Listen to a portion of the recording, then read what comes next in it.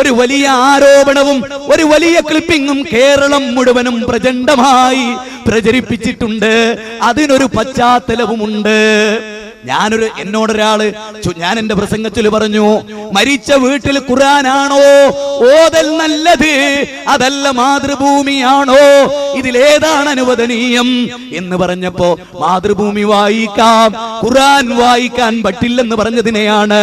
അതിന്റെ അപ്പുറത്ത് കുറെ കാര്യമുണ്ട്, അതിന്റെ ഇപ്പുറത്തും കുറെ കാര്യമുണ്ട്.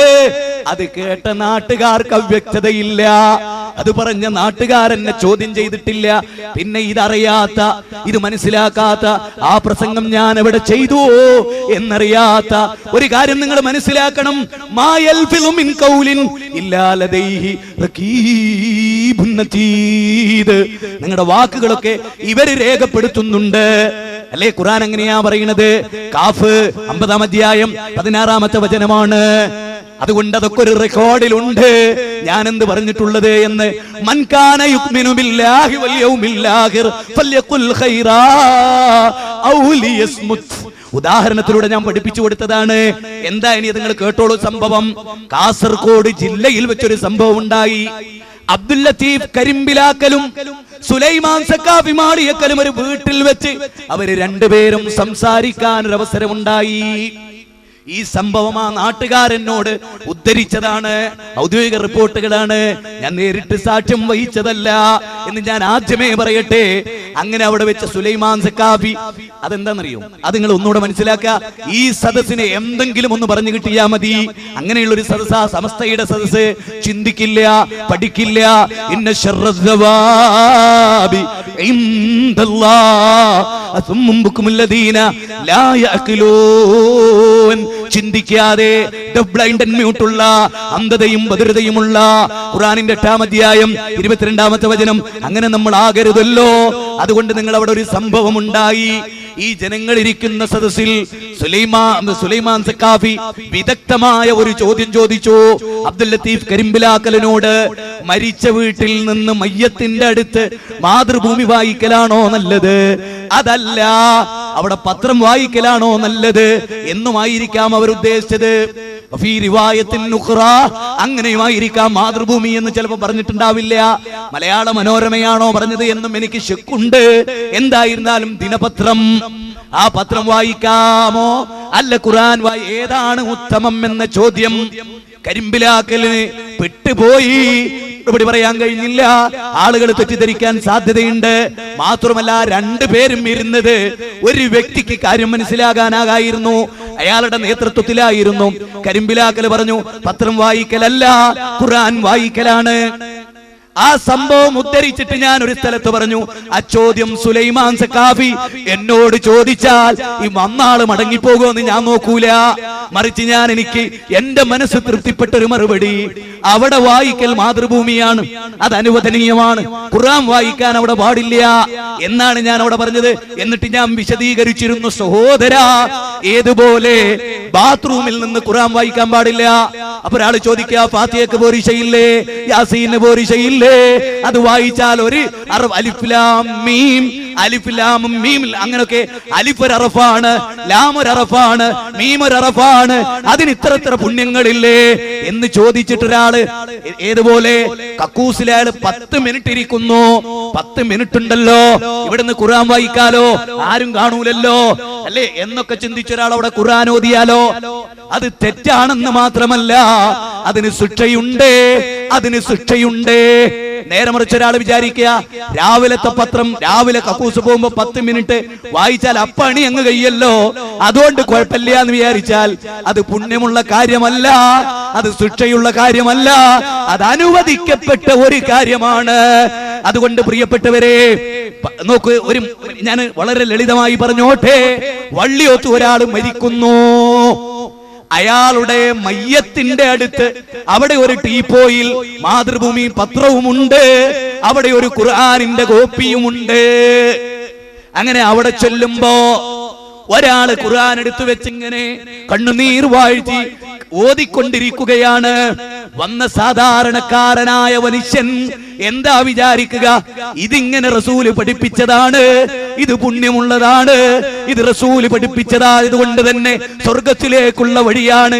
അങ്ങനെ തെറ്റിദ്ധരിച്ച സഹോദരാ, അയാൾ ഒരു ബിദ്അത്ത് ചെയ്താൽ വകുല്ലു ബിദ്അത്തിൻ ളലാല വകുല്ലു ളലാലത്തിൻ ഫിന്നാർ എന്നൊക്കെ ഞാൻ ആ കേസറ്റ് പറഞ്ഞിരുന്നു. എന്നോട് നിങ്ങൾ എന്ത് ക്രൂരമാണ് നിങ്ങൾ എന്നോട് ചെയ്തു കൂട്ടിയത്. എനിക്കതിൽ കുഴപ്പമില്ല, കാരണം മഹ്ശറയുണ്ട്, അവിടെ നിങ്ങൾ കൈകടിക്കേണ്ടി വരും. ഈ യാഥാർത്ഥ്യം വ്യക്തമാക്കുകയാണ്. ഒരു കാര്യം കൂടി ഞാൻ പറയട്ടെ. ഇനി ഒരാള് മരിച്ച വീട്ടിലെ മയ്യത്തിന്റെ സമീപത്തോ അവിടെ ഇട്ടിരിക്കുന്ന ഏതെങ്കിലും ഒരു കസേരയിലോ ഇരുന്ന് മാതൃഭൂമി വായിക്കുന്നു എന്ന് നിങ്ങൾ സങ്കല്പിക്കുക. കേറി വരുന്ന ആരെങ്കിലും വിചാരിക്കുമോ, എന്റെ മുത്തു മുസൽമാനെ അത് പുണ്യമാണ്, അത് സുന്നത്താണ്, ജായിസായ അനുവദിക്കപ്പെട്ടൊരു കാര്യം ഇത്ര ഡീറ്റെയിൽ ആയിട്ട് വിശദീകരിച്ചതല്ലേ? പിന്നെയും ഞാൻ വിശദീകരിച്ചിരുന്നു. എന്ത്? എന്റെ പൊന്നാര മുസ്ലിമീങ്ങളെ, നബി ഏറ്റവും കൂടുതൽ സ്നേഹിച്ച ഭാര്യ, പൊന്നുമക്കളെ, അത് ഖദീജത്തുൽ ഖുബറയാണ്. ആ ഖദീജത്തുൽ ഖുബറ മരിച്ചതിന്റെ റിപ്പോർട്ട് ഹദീസിലുണ്ട്, അതുപോലെ അതുമായി ബന്ധപ്പെട്ട എല്ലാം ഉണ്ട്.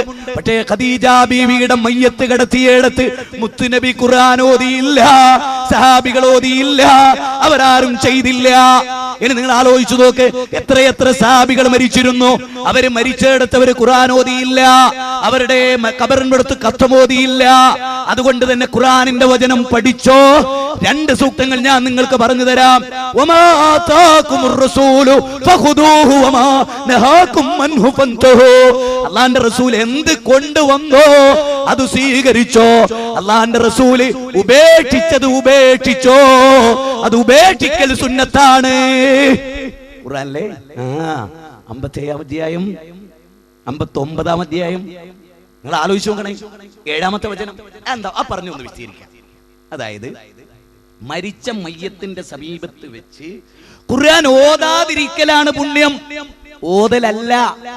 ഓതാതിരിക്കൽ കാരണം നബി ഉപേക്ഷിച്ച കാര്യമാണ്. ഇനി മാരിയത്തുൽ ഖിബ്തിയയിൽ നബിക്ക് ജനിച്ച മഹാനായ റസൂലിന്റെ പൊന്നോമന മകൻ ഇബ്രാഹിം മരിക്കുമ്പോ 2 കൈകളിലും താങ്ങിയെടുത്ത്, എന്റെ പൊന്നുമോനെ, നിന്റെ മരണം എനിക്ക് അഗാധമായ വേദനയുണ്ട് മോനെ. എത്ര ആൺകുട്ടികൾ മരിച്ചുപോയി. നമുക്കൊക്കെ അങ്ങനെ പരീക്ഷണം വരുമ്പോ, മോനെ, അല്ലാഹ് ഇഷ്ടപ്പെടാത്തത് ഞാൻ പറയില്ല മോനെ. അത് ഹദീസിൽ കാണാം. അന്ന് തന്നെ മയ്യത്ത് നിസ്കരിച്ചത് ഹദീസിൽ കാണാം. അന്ന് സ്വർഗം പ്രദർശിപ്പിക്കപ്പെട്ടു മെഹ്റാബിൽ എന്നത് ഹദീസിൽ കാണാം. അതുപോലെ അന്ന് നരകം പ്രദർശിപ്പിക്കപ്പെട്ടതും ഹദീസിൽ കാണാം. അന്ന് പുരുഷന്റെ സഫ് സ്ത്രീകളുടെ സഫിലേക്ക് കയറിയതും ഹദീസിൽ കാണാം. അന്ന് സൂര്യഗ്രഹണം ഉണ്ടായിട്ട് ഇത് നബിയുടെ മകൻ മരിച്ചത് കൊണ്ടാണെന്ന് അവർ പറഞ്ഞതും കാണാം. അത് തിരുത്തിയതും കാണാം. പക്ഷെ ഓരൊറ്റ റിപ്പോർട്ടിലും സിഹാഹുസിത്തയിലെ ഏതെങ്കിലും ഒരു റിപ്പോർട്ടിൽ നബിയുടെ മകൻ മരിച്ചവന്റെ മയ്യത്ത് വെച്ചിട്ട് സഹാബികൾ ഖുർആൻ ഓതിയോ, സഹാബികൾ ഓതിയോ ഇല്ല പ്രിയപ്പെട്ടവരെ. അതുകൊണ്ട് യാ അയ്യുഹല്ലദീന ആമനൂ ലാ തുഖദ്ദിമൂ ബൈന യദയില്ലാഹി വറസൂലി. സത്യവിശ്വാസികളെ, സൂറത്ത് ഹുജറാത്തിന്റെ 1-ാമത്തെ വചനമാണ്. ആ വചനം പറയുന്നത് എന്താ? അള്ളാനെ മുൻകട നിങ്ങളൊന്ന് ചെയ്യരുത്, റസൂലിനെ മുൻകട നിങ്ങളൊന്ന് ചെയ്യരുത്. നിങ്ങൾ അള്ളാനെ സൂക്ഷിക്കണേ.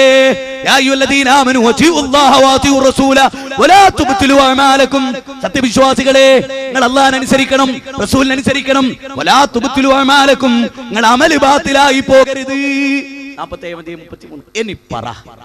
ഇനി പറന്റെ പൊന്നു മുസൽമാനെ, എന്നെ ക്രൂശിക്കുന്നവരുടെ നിങ്ങളുടെ ഹൃദയം എത്ര കറുത്തുപോയിരിക്കുന്നു. അല്ലാഹു നിങ്ങൾക്ക് പുറത്തു തരട്ടെ.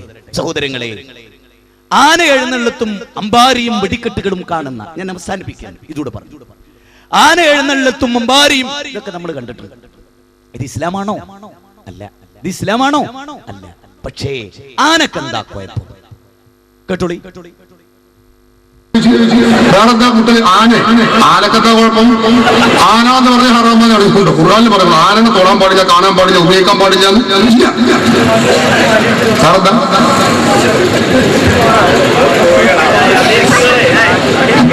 ഇത് മറ്റു മതസ്ഥരുടെ ഷിയാറുകളാണ്. അല്ല, ഷിയാറാണോ അല്ലെങ്കിൽ നമുക്ക് പിന്നെ ചിന്തിക്കാം. വേറെന്താ ആനല്ലേ പറഞ്ഞു മറ്റു മതസ്ഥരുടെ ഷിയാറൊന്നുമല്ല. മറ്റു മതസ്ഥരുടെ ഷിയാർ മറ്റു മതസ്ഥർ ചെയ്യണമെന്ന് നമുക്ക് ചെയ്യാൻ പാടില്ല എന്ന് പറഞ്ഞാൽ മറ്റു മതസ്ഥർ തുണിയെടുക്കുന്നുണ്ട്, അപ്പൊ നമുക്ക് തുണിയെടുക്കാൻ പാടില്ലാലോ, കാര്യം മുടുങ്ങല്ലോ. മറ്റു മതസ്ഥരെ കുപ്പാടിയില്ല, നമുക്ക് കുപ്പാടാൻ പാടില്ല പറഞ്ഞാൽ അതുപോലെ വെളിച്ചം കത്തിച്ചില്ല, നമുക്ക് വെളിച്ചം കത്തിക്കാൻ പാടില്ല എന്ന് പറഞ്ഞാൽ അതൊക്കെ മറ്റൊരു വശമാണ്.